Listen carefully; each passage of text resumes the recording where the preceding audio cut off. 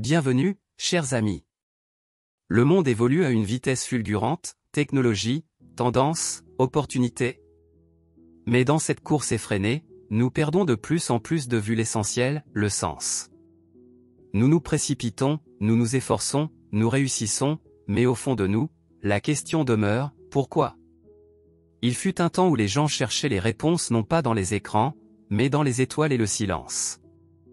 Ils écoutaient le monde, observaient la nature, le lever et le coucher du jour, le passage du temps. Ils comprenaient que tout ce qui les entourait était le reflet de leur propre personne.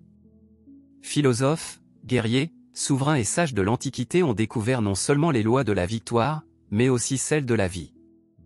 Ils savaient que la force naît de l'harmonie intérieure, que le succès est impossible sans connaissance de soi et que la richesse sans sagesse n'est qu'une illusion. Aujourd'hui, nous vous proposons 10 conseils ancestraux qui ont traversé les millénaires et restent d'actualité dans la vie, dans les affaires, dans les relations. Ce ne sont pas de simples formules, mais des clés. Les clés du calme, de la confiance en soi, de la capacité d'agir malgré les doutes d'autrui. Appliquez-les et vous constaterez que la vie obéit aux mêmes lois qu'il y a 2000 ans. Seuls les outils changent, pas la vérité. L'essence ? Car la sagesse est éternelle. Elle attend ceux qui sont prêts à l'entendre. Avant de poursuivre, n'hésitez pas à aimer et à vous abonner à la chaîne. Des idées qui transformeront votre conscience et révéleront le leader qui est en vous vous attendent. Voici donc quelques conseils. Les 10 meilleurs conseils antiques pour vous aider dans la vie et les affaires. Le premier conseil nous vient du philosophe grec Socrate, « Connais-toi toi-même, et tu connaîtras le monde entier ». Socrate disait, « Une vie inexplorée ne vaut pas la peine d'être vécue ». La connaissance de soi n'est pas une philosophie, mais une stratégie.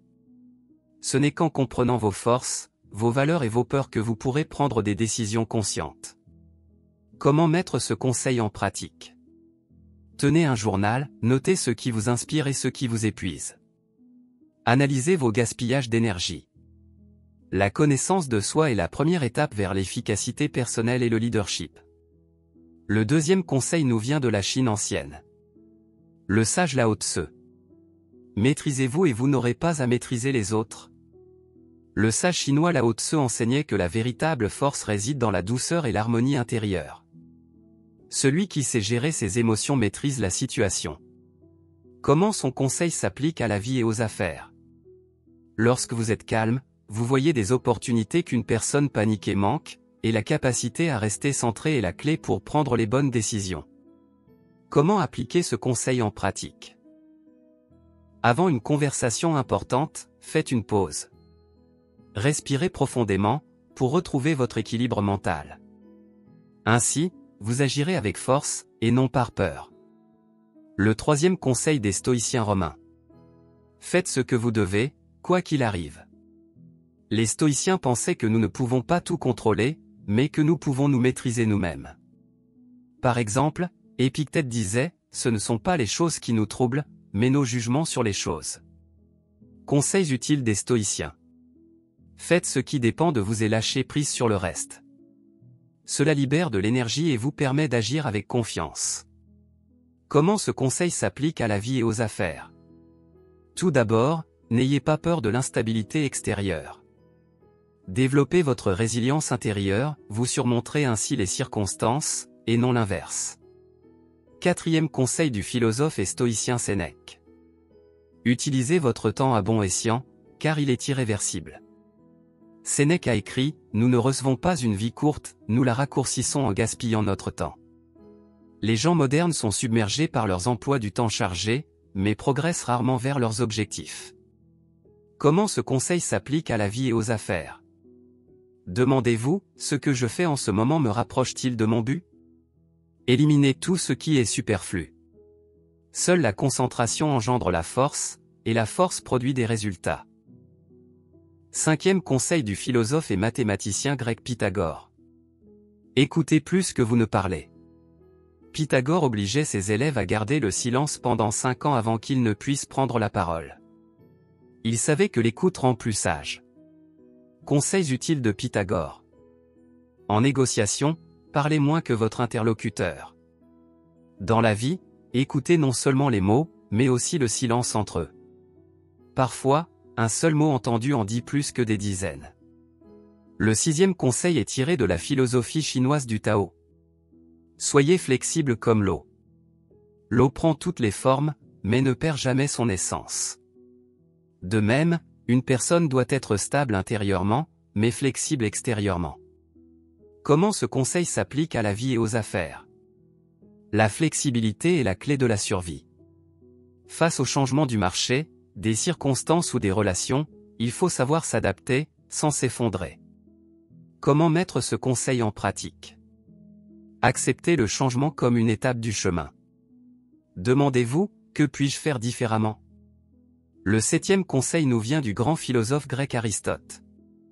Apprends à voir le but, et non les obstacles. Aristote croyait que toute chose dans la nature tend vers sa propre perfection. Les problèmes ne sont pas des obstacles, mais des occasions de progresser. Comment ce conseil s'applique à la vie? Face à une difficulté, demandez-vous: que m'apprend cette situation? En changeant de perspective, vous transformez un obstacle en atout. Comment ce conseil s'applique au monde des affaires?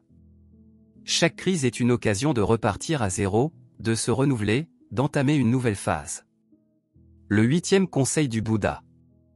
Éviter les excès, c'est là que réside la force. Le Bouddha enseignait la voie du milieu, un équilibre entre les extrêmes.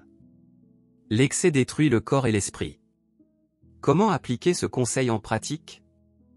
Ne vivez pas dans le tout ou rien. Trouvez l'harmonie entre travail et repos, aspiration et contentement. Seul l'équilibre intérieur apporte stabilité et clarté d'esprit. Le 9e conseil d'Hermès Trismégiste. Accordez de la valeur aux mots, ils créent la réalité. Les anciens Égyptiens croyaient au pouvoir magique des mots.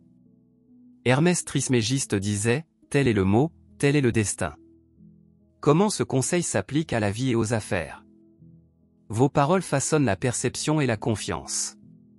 Parlez en toute conscience, ne promettez que ce que vous êtes prêt à tenir. Comment appliquer ce conseil en pratique? Commencez votre journée par des affirmations. Je suis capable. Je crée. J'agis. Ainsi, vous reprogrammez votre conscience pour réussir. Le 10e conseil de Confucius, penseur et philosophe chinois de l'Antiquité. Partagez vos connaissances et vous en recevrez davantage. Confucius disait: en enseignant, nous enseignons aux autres, nous nous enseignons à nous-mêmes. La sagesse n'appartient pas à ceux qui la conservent, mais à ceux qui la diffusent. Comment ce conseil s'applique à la vie et aux affaires? Partagez votre expérience, aidez les autres à progresser et votre énergie se multipliera. En entreprise, c'est le principe du mentorat, en formant une équipe, vous renforcez votre propre vision. La sagesse ancestrale n'a rien perdu de sa force. Elle nous dit: le succès commence en soi.